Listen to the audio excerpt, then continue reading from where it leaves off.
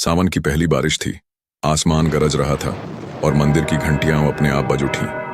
गांव वाले सहम गए।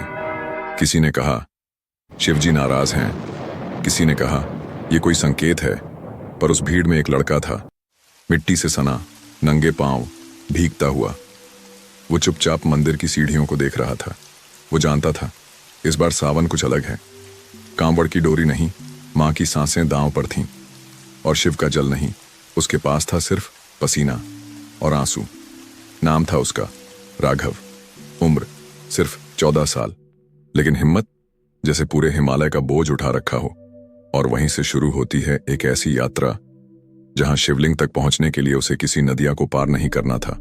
उसे पार करना था गरीबी, तकलीफ और किस्मत। लेकिन किस्मत में अगर शिव हो तो। राघव की मां बहुत बीमार थीं। डॉक्टर ने कहा इलाज महंगा है और जल्दी करो वरना देर हो जाएगी।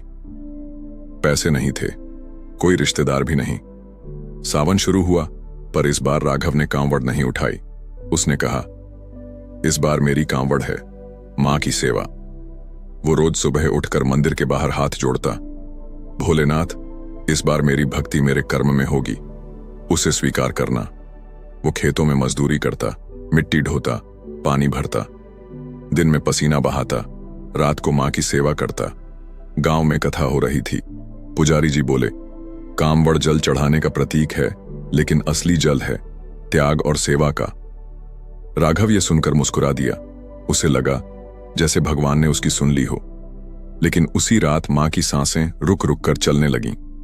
राघव दौड़कर वैद्य के पास गया। वैद्य बोले दवा तभी असर करेगी जब मंदिर के जल से मिलाया जाए। राघव मंदिर भागा। बारिश हो रही थी, मंदिर सूना था। उसने कांपते हाथों से शिवलिंग को देखा। हे भोलेनाथ, ये मेरी आस्था की अंतिम बूंद है, अब मां को मत लेना। राघव जल लेकर लौटा। वैद्य ने दवा दी। राघव सारी रात मां के पास बैठा रहा। सुबह आंखें खुली, मां उठी और बोली राघव कोई आया था कांवड़ लेकर। उसने माथे पर जल छिड़का और कहा शिव का आशीर्वाद है बेटा, अब तू ठीक है। राघव चौंका। कौन आया था मां? मां ने कहा उसके सिर पर जटा थी, आंखों में गहराई थी और जाते जाते बोला मैं सिर्फ उसका दूत हूं जिसकी भक्ति इस बार सबसे सच्ची थी। राघव बाहर दौड़ा, लेकिन कोई नहीं था। गांव वाले बोले किसी ने एक अजनबी को देखा था कांवड़ लिए, अकेले मंदिर की ओर जाते हुए, फिर वो कहीं दिखा ही नहीं। पुजारी जी बोले शायद खुद महादेव ने किसी रूप में कांवड़ पहुंचाई हो। कुछ दिन बाद मंदिर में सभा हुई। पुजारी बोले इस साल सबसे ऊंची कांवड़ राघव ने नहीं, खुद भगवान ने उठाई, अपने भक्त की श्रद्धा का सम्मान करने के लिए।